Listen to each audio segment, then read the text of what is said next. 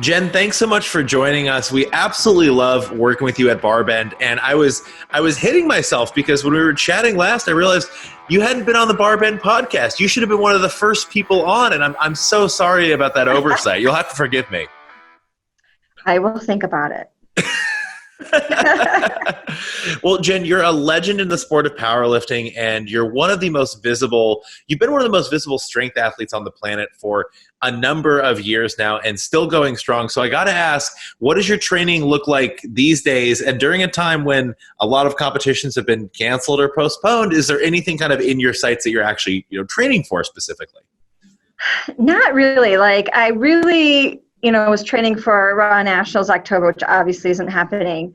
And I'm overcoming an injury that I'd been rehabbing for a while. So honestly, I just sort of extended the rehab to really make sure I was ready to come back. But now we have the hometown showdown going on for USA Powerlifting. I don't know if you saw that, but basically you enter any local meet and you kind of go into the rankings for these cash prizes and awards. So now I'm thinking I definitely need to do a local meet this year so I can get in on that Yeti Cup giveaway or something like that.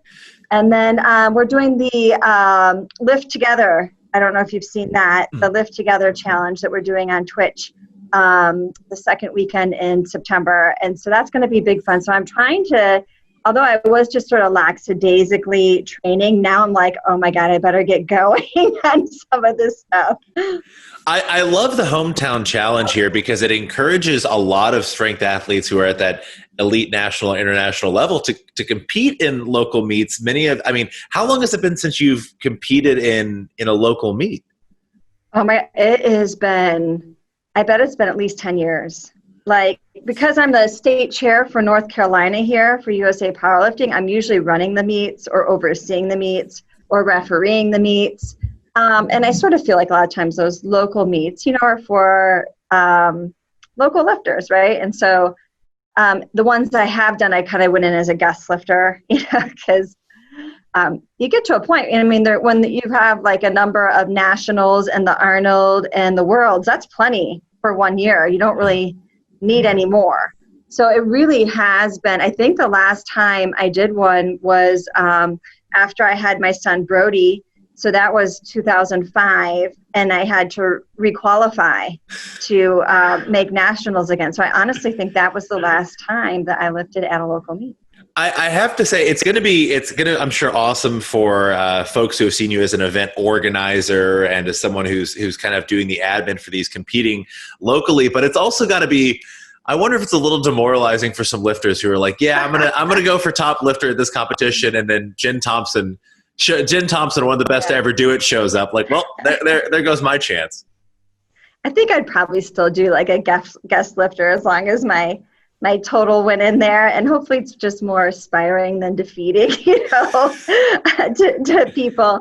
And it is with these powerlifting meets, I don't know, if you've never run an event, they're super hard and exhausting to put on. And for all the people that just lift in them and never volunteer, you should totally volunteer, because even when I consider going in one, I usually end up not lifting because some spotters called off or a referee called off, or it's an undertaking. So even when I've entertained a thought, I end up just helping out instead. I've had to explain this to a lot of people in the weightlifting community, how complex a powerlifting meet can get. So I'm like, okay, imagine a weightlifting meet, which is already a big undertaking and it takes a village to put on. Now add another lift to that. And also make it such that the weight can go up and down, because in weightlifting, over the course of a session, the weight just increases. So when you explain that, you get to understand why a powerlifting event is like a 12, 14, sometimes 16-hour day for event organizers. It's a long slog. Oh. It's like I dread the event coming up, and then when it gets there, it's fun. I'm excited to see everyone, and it's always good vibes. But every time we do them, it's exhausting. But you keep doing it for the love of your sport. Yeah. You want to keep people in it and share that love with everyone and keep it going and see it be successful. So it keeps you coming back. But it takes a good army of volunteers to make these events for people to love to come to. Tell us a little bit about the Lift Together event that you're doing on Twitch the second week of September. I'm super excited about that. There is a whole bunch of us coming together to Colorado Springs, Colorado, obviously. It's in the name. And it's going to be a Twitch event, so you can watch it live on Twitch and donate to the causes. It is Suicide Awareness Month in September, so part of our funds will be going to that, and then part of it will be going to the NAACP to kind of support the Black Lives Matter movement, which are two big things in our lives right now. So it's pretty exciting to be a part of that, and it's going to be like a weekend of like heavy lifting but hijinks.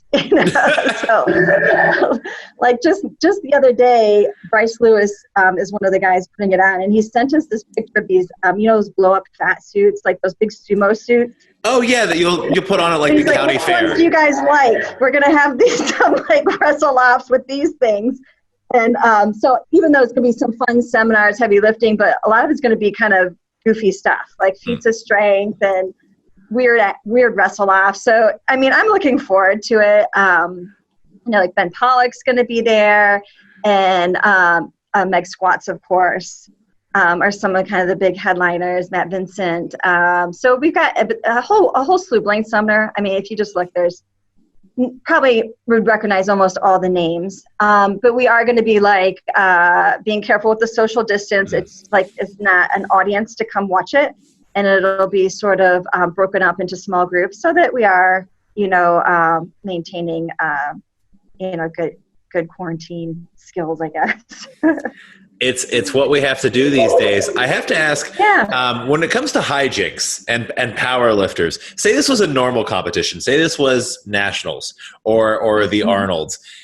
When elite power lifters are done competing and they're looking to let off some steam, like what's your go-to? Some people go out to like a big buffet. Some people have that favorite drink. Like what is like your just like, the meet's over, like I've accomplished my goal. I can just relax a little bit, enjoy myself. Oh, we definitely hit the bar right after. Some beverages are top priority.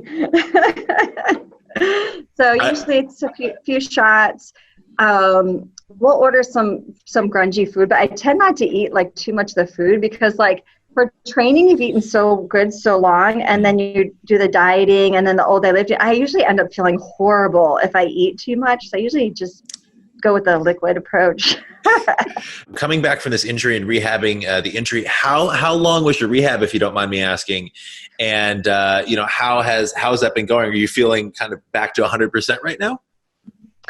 It's been like a year. I broke my hip at the Arnold in 2019. I think, whatever it was. Yeah, 19. And so it was like a stress fracture that I didn't realize I had torn like my obturator muscle at the Arnold. And so I rehabbed and thought it was great and started pulling some heavy weight, and then I just fractured the stress fracture. So it was kind of a bummer. It's been about a year. So I'm starting to feel good. And as long as I'm working up to the weights slowly, it's going okay. I tried to come back a little bit too fast originally, and then I had to back off a little bit. So now I feel like I'm on a good, small, steady incline back to where I was. One thing that you've been, I know, really focusing on a lot more in the content you've been putting out on YouTube, on your Instagram, on social media, is bench accessory work. Mm-hmm. No one knows it better than you. What are some of your favorite bench accessories that you're recommending people train with these days? Oh my gosh, we do. And the thing is, like, we do so many. We do a bunch one week, and then we flop them the next week, and then we flop them back. And I'm just always like, I can get bored with my workout really fast, so I try to keep a lot of variation in it. So for us, like, one of the key things, like, especially if you're having technique problems, is what we call the t-shirt press. So it's kind of like a Spoto press, but it's on your t-shirt. And the rule is, like, you do it at the very end of your workout. You do it with probably like your heaviest warm-up weight. And so basically you work on how fast you descend the bar. You've got to hold it on your chest for an exaggerated 1 to 2 count, but it has to be on your t-shirt, not your chest. So like it's like so the idea is that you're not like relaxing, you're staying tight. And then really using leg drive to throw it up as fast as you can. You do them in like 5. It's a rep of 5, but they're like 5 singles within that set. And so it doesn't seem like much, but it really allows you to build what we call bottom end strength, which is off your chest, and really work on the speed of the bar, which is another area that most people can make improvements are bar speed and leg drive, really. And then leg drive, I just posted on Instagram today, lockouts. You can really, really work on your leg drive on lockouts. So we do lots of those. And then other than that, we do like a lot of the band presses, the reverse band presses. We do the slingshot, of course. You know, I love overloading like everything. Of course, my heavy holds, because those are way fun, but I do think they have a ton of benefit to them as well.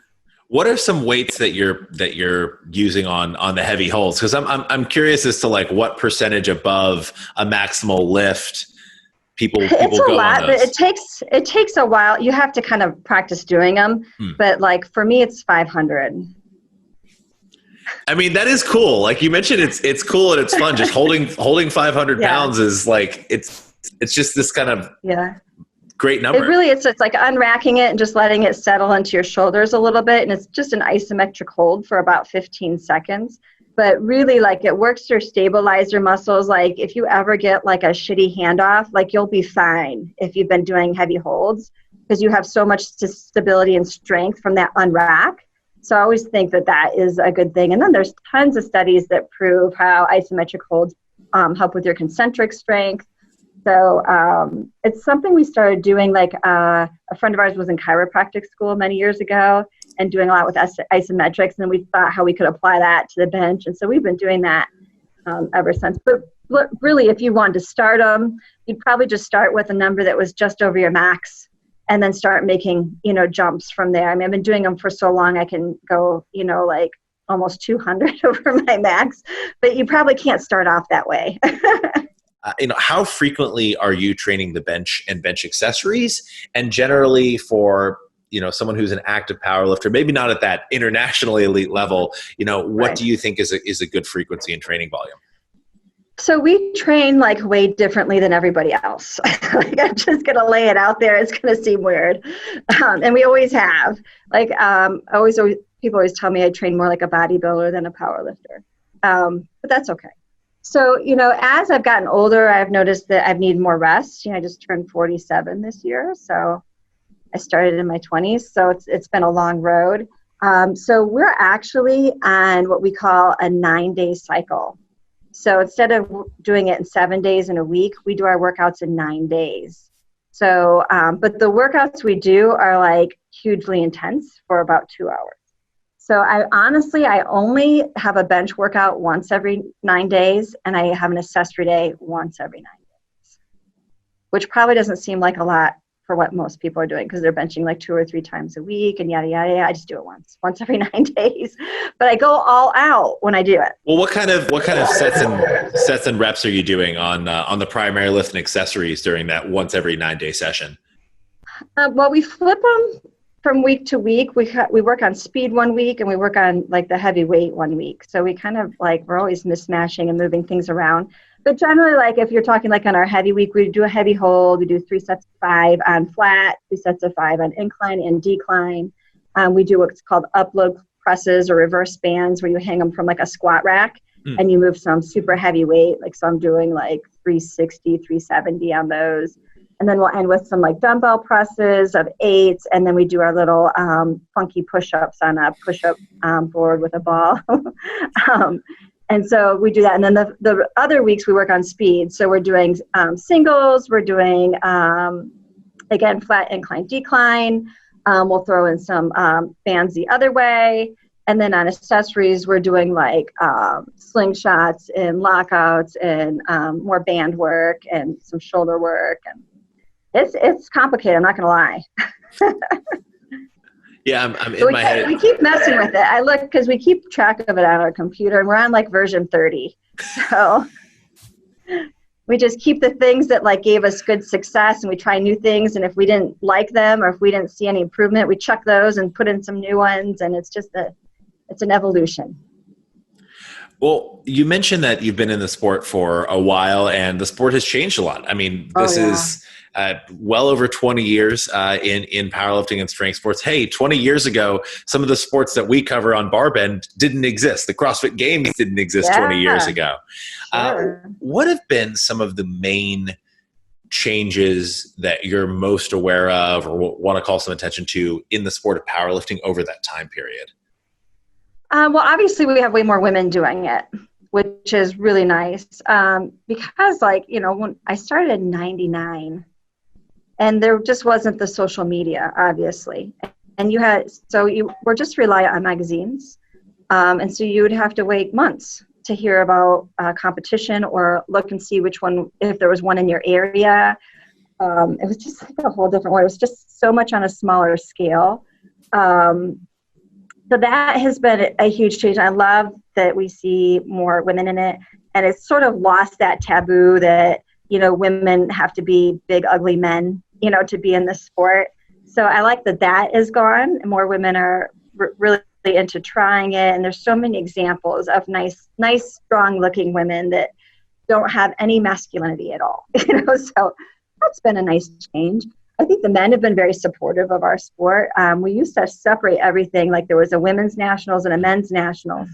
And finally, we all came together and said, hey, look, these men are our training partners and these women are our training partners. And we're tired of going to two separate meets. Just put them together because we all live together now anyways.